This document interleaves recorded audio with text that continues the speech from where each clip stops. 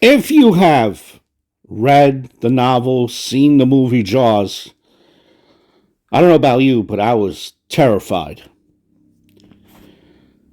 The novel is based on an series of events that happened in 1916 along the Jersey Shore. From July 1st, first day of July. We are in Matawan, New Jersey. You're looking at a memorial for Lester Stillwell and Stanley Fisher. They are a part of the story which inspired the movie Jaws. This is their memorial in memory of them. Now, their story picks up when the first set of attacks has already happened. Now, I don't know how quickly news spread, back then in 1916. But the first attack happened in July 1st, and I will briefly go over those events. And our story picks up July 12th. So it is July 12th, a Wednesday. First series of events in this timeline happens at 6:30. And the remains of the Wyckoff dock along Matawan Creek was a popular swimming spot known for having a deep section. This is where we are, the Matawan Creek, where the attack happened. This is how it looks modern day. It was a swimming spot for having a deep section, which made it particularly attractive for the young boys to escape the oppressive heat of the summer. Girls wouldn't swim there. It's located several miles inland from the ocean. It would have been absolutely unfathomable to Matawan residents that a shark could be possibly in the creek. Okay, so no one believed that a shark could be in a creek. This is the Matawan Creek. That's how it looked like back then. The temperature that afternoon would reach 96 degrees. That morning, the Coast Guard released a statement that there were so many sharks spotted along the shore that a patrol of cutters would be useless. It's 6:30 a.m. Lester, who is the boy, Lester Stillwell, left for work with his father at Anderson Basket Factory. Lester's best friend, Albert Ally O'Hara, also worked there. Lester was 11 years old and just 1 week shy of his 12th birthday. He suffered from tonic-clonic seizures due to epilepsy.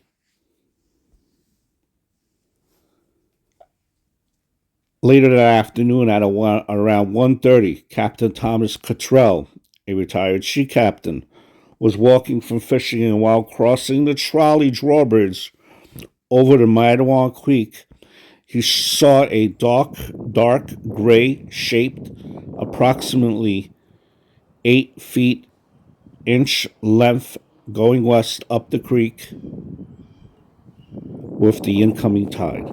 He recognized it, thought it was a shark. 4 workmen on the bridge at the time also saw it. This is the grave of Lester Stillwell. And we'll be visiting the grave of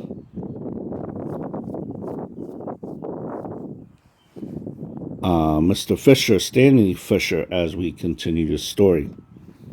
Captain Cottrell ran to the bridge keeper, where there was a phone, and called Molsoff's barbershop.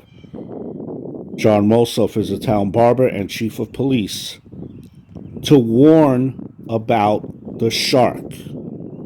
However, Molsoff didn't believe him and thinks it's just a prank stemming from the attacks along the shore. Captain Cottrell got in a boat to warn a group of boys heading toward the creek. But he had missed Lester's group of friends and another group of boys swimming in the creek. He then ran up Main Street shouting the warning.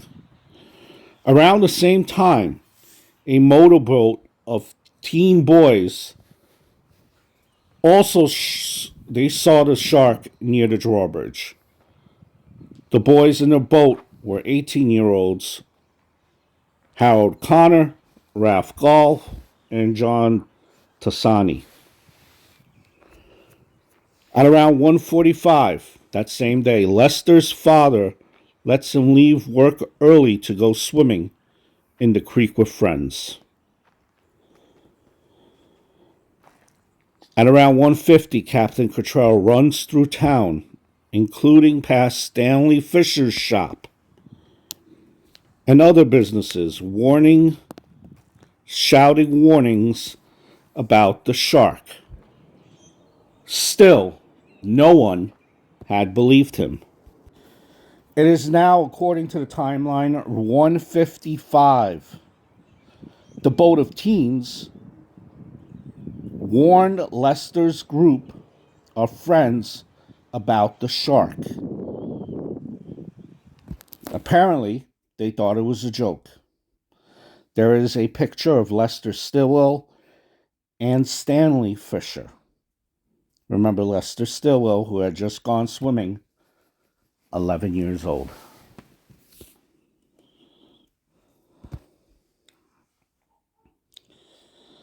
The group of boys swimming at the Wyckoff dock were Lester Stillwell, Allie O'Hara, Charles Van Brunt, a boy by the name of Johnson Carton, Frank Close, and Anthony Bublin. So it was a ton of kids that was swimming in that creek. About a half a mile to the east, reportedly, there was another group of boys that were swimming by the docks. At approximately 2:05, Allie O'Hara, which was one of the boys swimming with Lester, he felt like a sandpaper-like object graze his leg. Lester floated to the deep section. Johnson Carton and the other boys saw what they said looked like an old log in the dark, muddy water. One of his friends, Anthony Bublin, did a backflip in the water, and just at that very moment, little Lester was attacked by the shark. The terrified boys, they fled the creek, and they ran naked and muddy up the street, screaming. This is the modern day, you're looking at the mural of the shark. This is right around where it had happened. So they were screaming for help. At around 2:10 p.m., the boys, they ran past Mr. Fisher's store, Stanley Fisher, screaming that Lester had been attacked by a shark.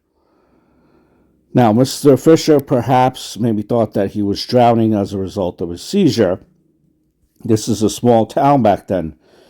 And he immediately left his store and he took Red Burlew, who was passing by, and Arthur Smith with him. He took a few friends with him to help. At first, the three men searched for Lester in a boat. It was 30 minutes since Lester went under the water, but they still didn't believe it was a shark attack. However, at this point, they knew that they would not be finding Lester alive, as he had been underwater for too long. But they wanted to recover his body for his family. All three men changed into swim tights and they dove right in. Arthur Smith was scraped in the abdomen, which drew blood and left a scar. Mr. Burlew and Mr. Fisher, on the opposite side of the creek, had decided to stop diving. As we are walking to the grave of Mr. Fisher at the creek's banks, including if you are looking Johnny at Smith, this, who was Mr. Fisher's almost assistant. Mr. directly Fisher, though, overlooks decided to the make grave one last dive to try to recover Lester's of Lester body. Stillwell. Some witnesses claim they saw Lester's body briefly above the water's surface. as Mr. Fisher pulled him as we will up soon from be below. approaching the grave. Now, in waist deep water, the shark attacked Mr. Fisher, who had to let go of Lester's body. The athletic Mr. Fisher, as you can see here, he was very young. He attempted to fight off the shark, striking it repeatedly and forcefully. However, the shark took him under the water's surface twice, and it tore away a great deal of tissue from his thigh. Jeez. Witnesses to the event included also Arthur Van Berserk, who was the deputy at Monmouth County's detective's office in Keyport, and George Smith, who was a detective, who had arrived in a motorboat just as this shark attacked Stanley. Now, the deputy, he hit the shark with an oar to get it to release Mr. Fisher. A doctor was on the scene and attended to Mr. Fisher's severed artery. The decision was made to transport him via train to Long Branch Monmouth Memorial Hospital for treatment. But they would have to wait 2 hours at the railroad station for the next train. Imagine technology back then, huh? At 5:06 p.m., Mr. Stanley Fisher was placed on the train to Long Branch. 5:30 p.m., Mr. Fisher was wheeled into the operating room. Dr. Edwin Field was the surgeon working to save his life. At 6:45 p.m., Mr. Fisher died from blood loss and shock.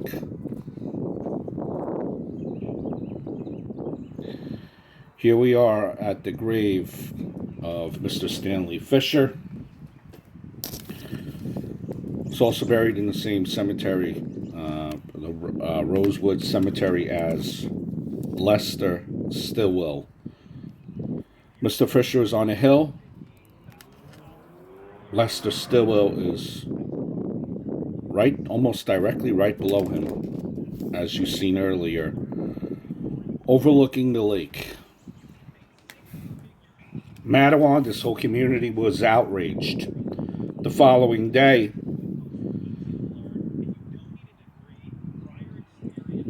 the community,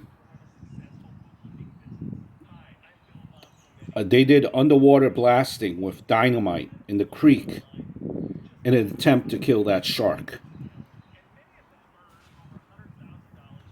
One of the residents posted a $100 reward for killing the shark. We now move to the following day, which is Friday, July 14th. The governor at the time, he virtually mandated that steel wire mesh be used to enclose all popular swimming locations. 5:30 a.m., train conductor, he spots Lester Stillwell's body floating in the creek by the train trestle.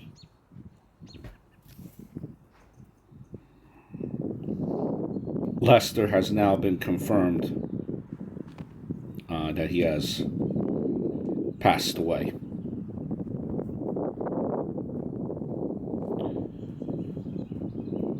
At 10 o'clock, Stanley Fisher's parents, who have been out of state visiting their daughter, they arrived by train to Matawan. Stanley Fisher and Lester Stillwell have separate funeral services on July 15th, which is a Saturday. And they're buried here at the Rose Hill Cemetery in Matawan, like I mentioned.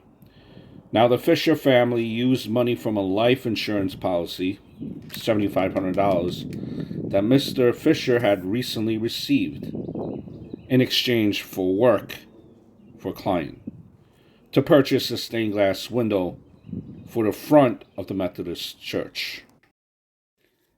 Now, it would be eventually dedicated in July of 1918, and it was damaged by a local blast 5 months later.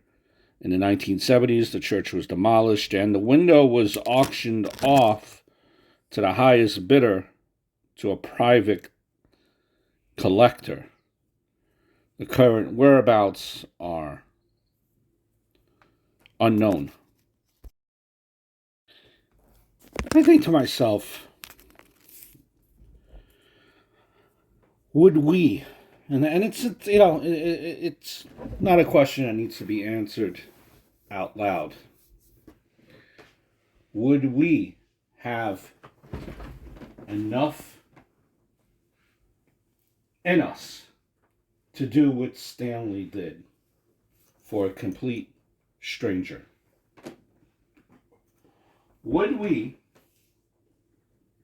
stand by or jump in? Again, not a question that we need to answer. Just think about. Then we will realize what type of a hero this man was, and how he has been celebrated here by Madawan, the residents. They have come, and though it wasn't seen this time, but there are pictures of them celebrating his life and leaving mementos by his grave. And this is another memorial for the shark attacks, for Mr. Stillwell, Mr. Baby Lester Stillwell, and Stanley Fisher. They're located in town. Just as a memorial. It's not, it's just the second memorial, in addition to the first original one that we've seen. Want to backtrack.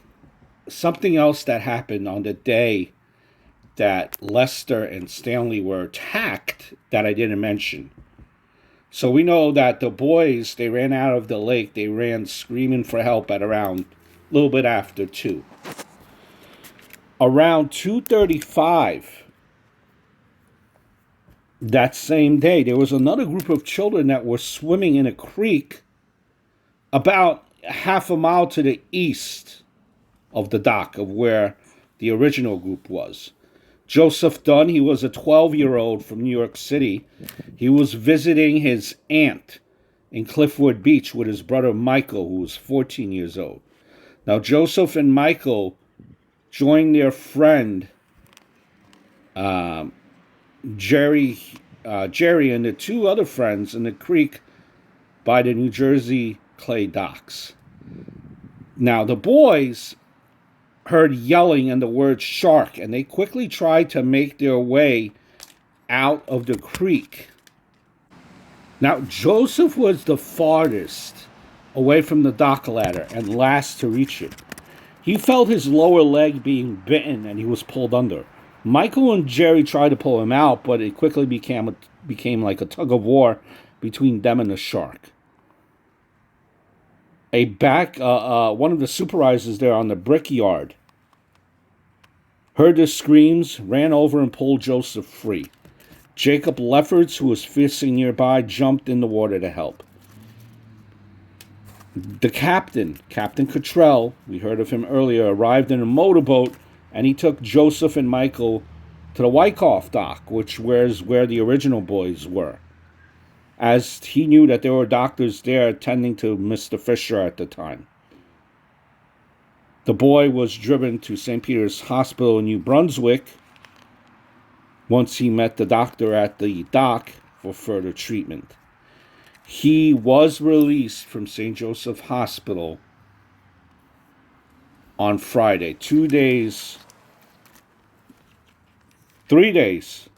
after the attack. He had survived the attack. There was a lot of help for Joseph that day. Right place, right time. A lot to be thankful for, counting your lucky stars. Now, as we know, unfortunately, these attacks happened even before July 12th when Mr. Stilwell and Mr. Fisher were hurt. A week prior, July 6th, Charles Bruder, he took a swim after having a lunch from his job, and he lost both of his legs below the knee. He passed away from severe blood loss while in the boat on the way to shore. The first attack happened on July 1st. 25-year-old Charles Eptick. He was on vacation with his family, attacked by a shark. And unfortunately, he never made it to the hospital. He passed away from blood loss. Just horrible and tragic stories. And prior to that, I'm sure people didn't think twice about swimming in water, the ocean, much less a creek. I'll be honest with you guys. Now going to the beach, I ain't going into the ocean. Maybe I'll dip my feet in the water, but that is with severe caution. You just hear these stories far and far more than my liking. Just very frequent now. Very, very frequent. Be extra cautious if you do go into the water and the beach. Be extra cautious. Be extra cautious, please. And just wish all the victims may they rest in peace. And until next time, please do subscribe to my channel. I hope all is well, and I look forward to speaking to you in the next video. Take care.